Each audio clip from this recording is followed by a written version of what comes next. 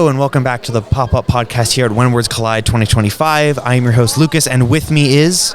My name is Jennifer Long. Thank you, Jennifer, for sitting with me today. How are you? I'm great, thank you. How are you doing? I'm doing great. Having a great time. How have you been enjoying When Words Collide so far?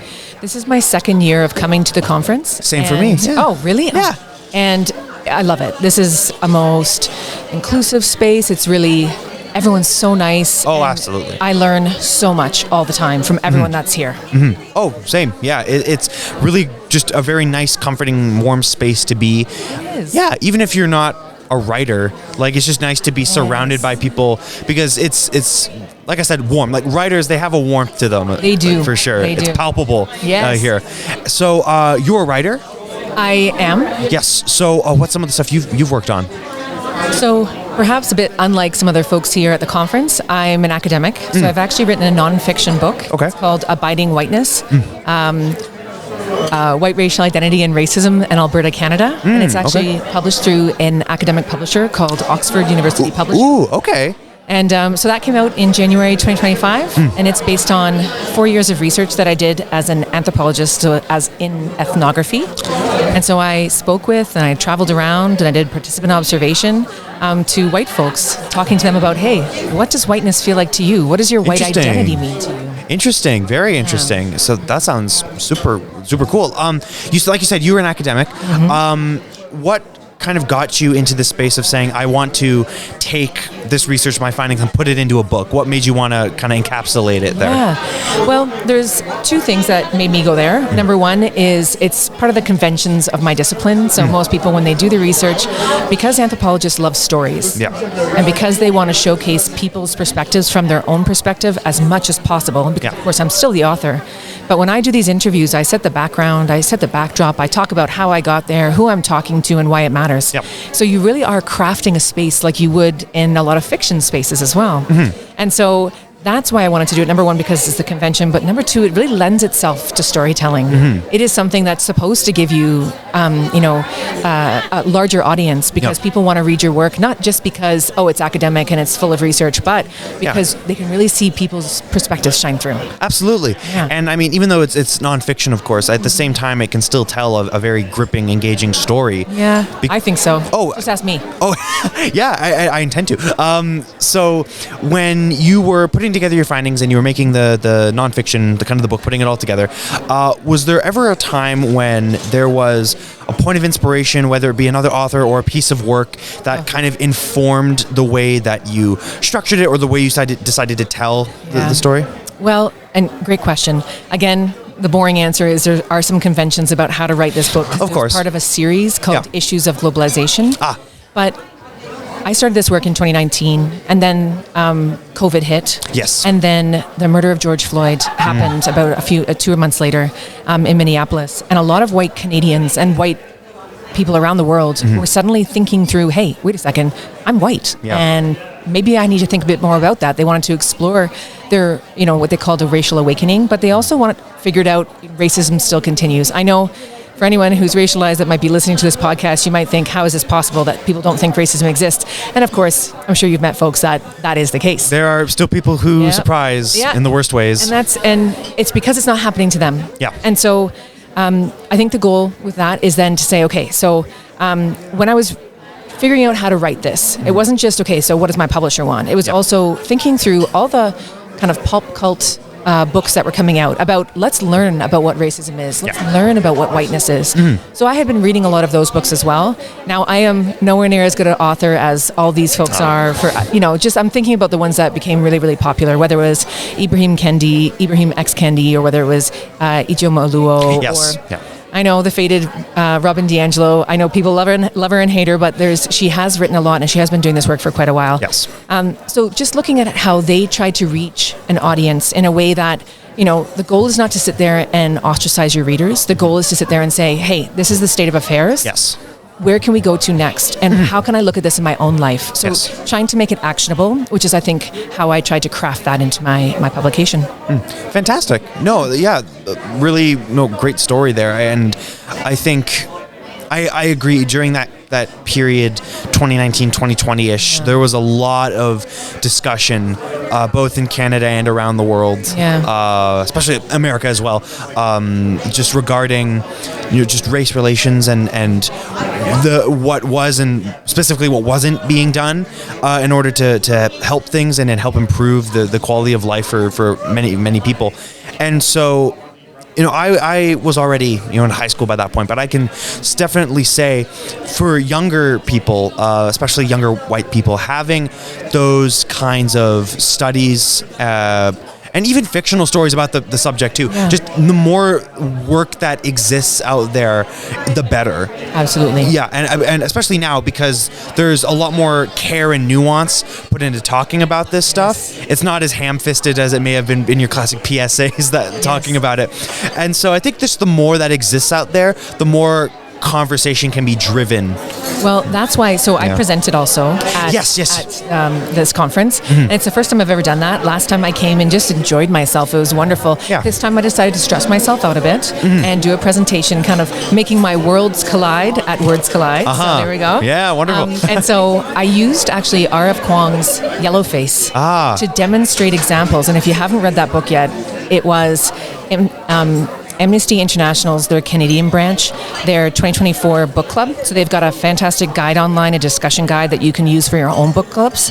But R.F. Kuang, what she's trying to do in that one is showcase through her white protagonist, this unreliable, unrelatable in some ways protagonist, a white woman who steals an Asian American, a Chinese American author's work and puts it off as her own. There's a series of reasons why that happens. If you haven't read the book, again, go do it. But through those literary examples, I was able to showcase, again, how whiteness works in the publishing industry, how whiteness works interpersonally between authors. Yes. And then what I did was for the last part of my session, I had folks kind of look through and think through their own writing. And so what are we looked at microaggressions, we looked at, how can we learn from, as I myself am a white settler here in Canada, so how can I learn to take away the whiteness, the unconscious whiteness in my own writing? And these include things like hiring a sensitivity reader, ensuring that when I'm talking about my character's identity, that I include all people's racial identity, not just the racialized individuals who would typically be identified as Black, Indigenous, or people of color. Saying, because if we don't identify that, it means that the white character is the normative character. So there's many small and big ways, nuanced ways that whiteness builds through our work, and I think it's really important that we think through that. Absolutely. And since it was an academic piece that you had worked on, that you had published before, would you, if you were to make another, I guess, or a book or just release another piece of work around that same subject matter, would you continue with the kind of the academic structure, or would you try and go off in a more fictionalized is a big jump, but a kind of more of a storytelling standpoint? Oh, I dream big. I would love to make a graphic novel. Ooh, okay. I think that would be fabulous. Yeah. So again, ethnography really lends itself to setting these scenes. So for my research, I went to, for example, Jordan Peterson meetup groups where we discussed his book. Yeah. I went to rallies that were about the ending of the COVID health measures. Yes. So what was known in some spaces as the trucker convoy. I also went to anti-racism groups. And I also went to Legions. Yes. So there are spaces and places that would really fit, I think, this kind of graphic genre. That would also, you could really showcase the ways, and then having little bit parts of writing in the middle, I think would really lend itself to this story, but also a way that would, another opportunity, again, which is why I presented, it's another way to get the results of my work out there, which is something that I have to do for the participants that gave their time to me. Yes. No, that sounds absolutely fascinating. I think that would be a really interesting structure for a book of that type. Oh, I would love to do it. Yeah. Oh, that's an ultimate pipe dream. That would be fantastic to see realized. You just said it. Oh, that would be amazing. No, but don't let me put words in your mouth. That sounds like it would be absolutely incredible. Yeah. And when it comes, this is more towards, as you said, you have presented this year at When Words Collide. When it comes to talking about this relatively sensitive subject matter, have you noticed that there's kind of just like a knee-jerk aversion to discussing it aloud with other people? Yes. Do you want me to continue? If you wish. Yeah. I always start off the space by saying, look, here are some ground rules. We're going to be talking about some things that is going to feel uncomfortable. Yes. But discomfort is not actually a lack of safety in this respect. And I'm not trying to, don't apply this to other contexts. But in this space, it is something that white folks haven't had a lot of practice with in most cases, particularly like I myself, I'm 45. And so when I think about what I learned in my grade school and my high school, Yes. I learned nothing about this. We were at a time where we weren't even learning about residential schools and their history, and the colonial history of Canada at that time. And so people are less familiar with these ideas. And so, of course, I think they often assume the blame. And a lot of authors have talked about this before, a lot of social justice advocates. Again, much of the work that I've been able to do is built on the shoulders of all of these fabulous intellectual giants that have done this work before, those with lived experience, those that have had to do this work and teach others for a living. And so being able to kind of have this discussion, it's hard. And I do have quite a few folks that find this very uncomfortable. But you know what? I have some of them track me down in the hallway and they say, I think you got to think about this, or you haven't thought about that aspect. Yeah. And I have that conversation. And I say, have you thought about this? Have you thought about that? Do I change minds? Likely not. But you know what? I think the more that we talk about it, talking about it is so important. And again, it's not everybody's job to do so, but I do think it's white Canadian, perhaps settlers' jobs to think through this more as much as they can to help us understand, the reason why we really need an equitable country is, and to do this kind of work is to, we're going to get the most out of this country if we can make it more equitable than it currently is. No, absolutely. And I absolutely agree. I think just the more conversation there is, the more progression there can be. Yeah, even if you're not changing minds left and right, the more conversation that exists, the better. And when it comes to picking out specific examples that you want to use, like in the academic study that you did, did you look for certain examples or I guess just points of contention when it came to the issue that best fit kind of the discussion, or was it more just broader, anything that kind of fit? Yeah, no, fair. And it is anything broad. That's why I love ethnography. You basically follow, you find some folks that are interested in hanging out with you and doing your work and participating in your study, and then you kind of follow what they say, and they're like, you should come along too, and then they'll give you an example, and you're like, okie doke, here we go. Yeah. And well, you probably don't say that, that's pretty geeky, but anyway. Oh, no, you're talking to the right person for okie dokie. Yeah.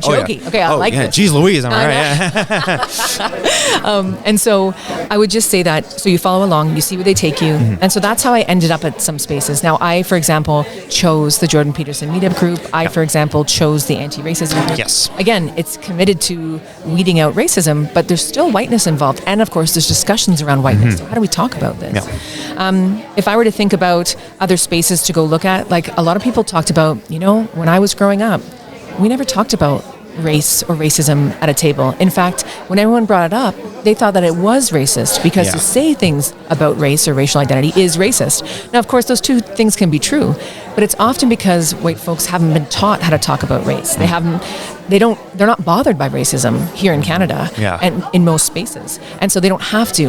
And when I would ask folks, for example, tell me about a time that you witnessed racism, they would say, well, I was down in Mexico on a holiday and I felt ostracized because I was a white person in a space that was more for brown people than it was for me. Yeah.